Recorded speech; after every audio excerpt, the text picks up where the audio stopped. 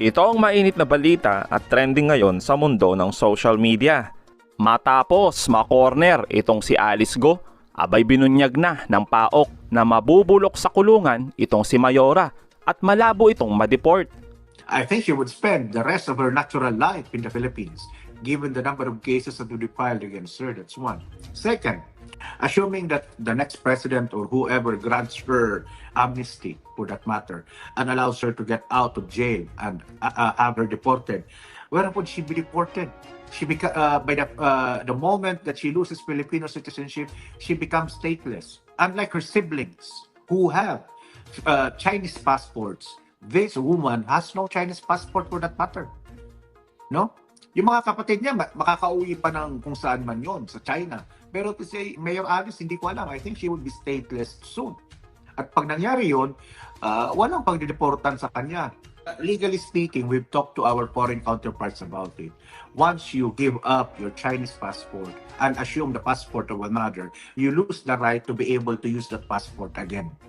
No? So it will be very difficult, almost to a point of impossible for you to reclaim your Chinese passport. Kaya magiging problema talaga, wala na. She would not be able to go home to China, so to speak. No? Hindi siya makakauwi ng po dyan. Now, she came to the Philippines accordingly to the BOI around 13, when she was 13.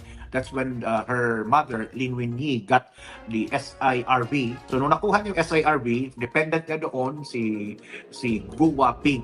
So, by that time, na nakuha nila yon, wala na, no? So, until the time that she reached 19, that's when she totally gave up her quote-unquote Chinese passport. 19.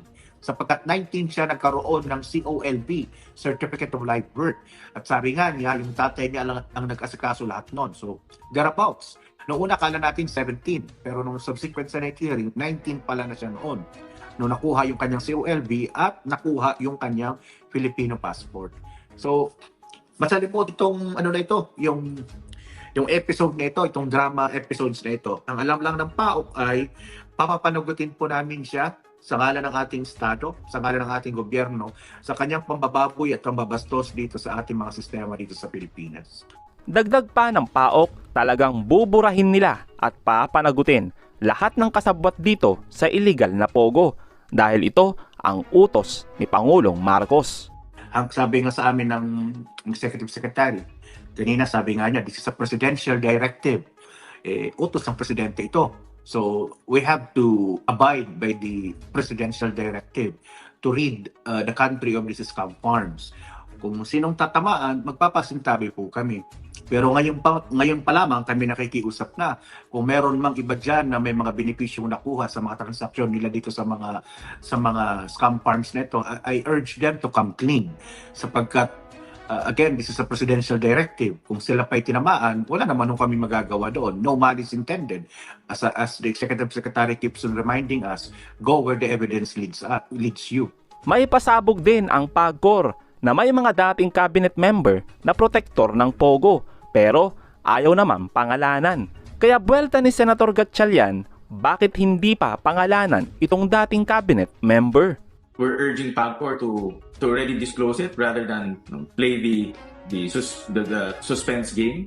It's better to already name that person that they are referring to right away. However, that proves one thing. That statement by PAGCOR proves one thing, that these POGO companies and the people behind POGOs have managed to already link themselves with former cabinet secretaries, high-level people, enforcement agencies, and that's what we have been saying all along. Dagdag naman ng PAOK, dapat pangalanan na ng PAGCOR kung sino itong cabinet member. Baka sagaling tumugma ang taong ito sa listahan ng mga protektor.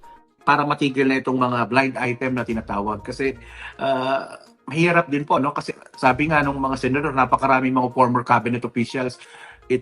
We're really waiting on PAGCOR na ilabas yung kanilang pangalan at mga ebidensya para i-sustain din namin kung kapareho nga yung ebidensyang hawak namin or higit pa.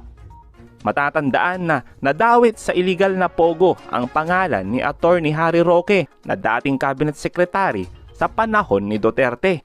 Lalo naman na diin si Supremo sa issue ng Pogo matapos ibunyag ni Engineer Toto na pati lupain ng mga farmers ay inangkin ng Pogo sa proteksyon ni Supremo. Ngayon, 2019, nagsimula na ngayong noong October pa lang nagsimula na ng construction ng Pogo. So para matuloy ang negosyo sa Pogo, siyempre kailangan ng mga protectors. Of course, hindi malayo na nandun ang kamay ni Mr. Lito Lapid. Tama, kasi ikaw chairman ng Games and Amusement Committee.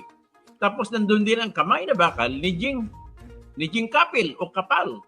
At andun na siyempre, hindi papayag si Bong Pineda na magkakaroon ng palaro dyan na sugal kung hindi dadaan sa kanya. So, imposible po mangyari na ang sinasabi ni Lito Lapid at saka ni Baby Pineda na hindi nila alam ang Pogo dyan sa Porac ay kasinungalingan. Malaking kasinungalingan. Yan po ang katotohanan dyan. Sagot naman ni Senador Lapid, wala siyang kinalaman sa pinagsasabi ni Engineer Toto. May isang vlogger siguro na dadalit sa akin. Inuubay ako doon. Akin daw yun, protector daw ako doon sa Pogo. At yung lupa, akin daw. Doon nakatayo yung building ng Pogo. Eh, wala pong buong katotohanan yan. At hindi akin yung lupa na 10 hektarya na kinatatayuan ng Pogo. Opo, dinimanda ko na para madala naman yung mga ibang vlogger na nagbabalita, nag-aakusa na walang katotohanan. Kawawa naman po, isa po akong biktima dyan. Ang dami po kasing mga nabibiktima dyan na ilalilitaw ng sama-sama ng taong na inaanota na wala naman siyang alam at walang kasalanan. Ayon naman sa mga kababayan natin, abay balat sibuyas itong si Supremo at ayaw mabatikos dahil ang panglaban, kasuhan ang bawat pupuna sa kanya. Mainit na issue ngayon ng Pogo. Alam naman natin kung sinong promotor niyan. Sino ba? Kaninong administrasyon ba nagsimula ang mga Pogo na yan? Kaninong administrasyon nagsimula at mabilis na lumaganap ang Pogo? Sinong promotor niyan? Duterte yan. Duterte. Ngayon na nai-expose na ang kasamaang dala ng Pogo na yan. Anong ginagawa ngayon ni Digong na Duterte? Sa isang interview sa kanya sa Tacloban, kasi pumunta siya ng Tacloban, in-interview siya doon. Pinagtanggol ni Duterte ang Pogo. Sabi ni Duterte, kailangan kasi ng Pilipinas ng pera eh. Malaki daw ang perang nakukuha dyan sa Pogo. Yan ang sabi ni Duterte. Malaking buwis ang kinikita dyan ng gobyerno sa Pogo at kailangan natin ang Pogo, ang pera.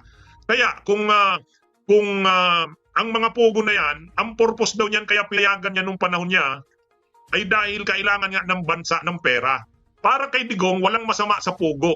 Kaya pinapasok niya ito. Siya ang nagpapasok niyan. Panahon niya nakabuelo yung mga Pogo na yan. Panahon ni Pinoy, wala pa naman yung mga Pogo na yan. Pero ang paliwanag nga ni Digong, kailangan kasi ng pera ng ng bansa. Kaya buwis. Buwis. Buwis galing sa Pogo, 8 billion daw. Ito ang sunod kong tanong. Malaki ba ang 8 billion? Ay, yung 8 billion na yan lang, maliit pa yan dun sa kinita, dun sa Farmally. Ito. Kung ikaw, Duterte, Digong, nung presidente ka, ilan ang confidential at intelligence funds mo?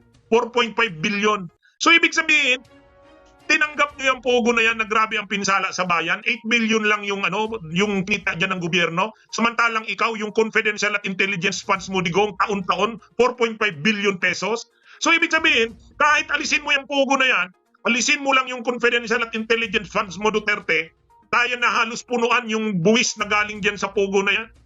Yung anak mong si Pulong, magkano ang budget sa first district ng Davao City ng congressman siya? Mula sa 3 taon ni Pulong na congressman nung panahon na ikaw ay presidente, 51 billion pesos. Tingnan nyo yan. Si Pulong lang yun distrito niya lang, 51 billion pesos. Yung Farmally, 12 billion pesos. Yung transfer ng DOH papunta ng PSDBM, ginawa ni Duque nung panahon ng COVID, 47 billion pesos. Pinahalagahan nyo yung kinikita dyan sa Pogo na 8 billion pesos, pero yung ninanakaw ninyo, actually, ang kailangan lang ninyong gawin ng mga politiko, alisin nyo yung mga confidential at intelligence funds nyo. Diba? Imagine nyo yan, 8.8 billion daw ang kinita noong 2022. Pinagmamalaki na yan. Ay ang nawawala sa korupsyon, sobra-sobra pa dyan. Kaya ang totoo, hindi totoong walang pera ang bayan. Yung sinasabi ni Digong na kailangan daw kasi natin ng pera kaya pinapasok niya ang Pogo. Ilan yung kinita noong 2022? 8.8 billion. Tignan nyo yan. 8.8 billion lang, nalalakihan na kayo. Pinahahalagahan ni Duterte yung 8.8 billion. Kaya daw pinapasok niya ang Pogo kasi kailangan natin ng pera. So ang kailangan lang naman talagang gawin sa bansa natin, alisin ang Pogo, alisin ang korupsyon. Maraming pera pa rin ang bayan. Hindi Pogo ang solusyon.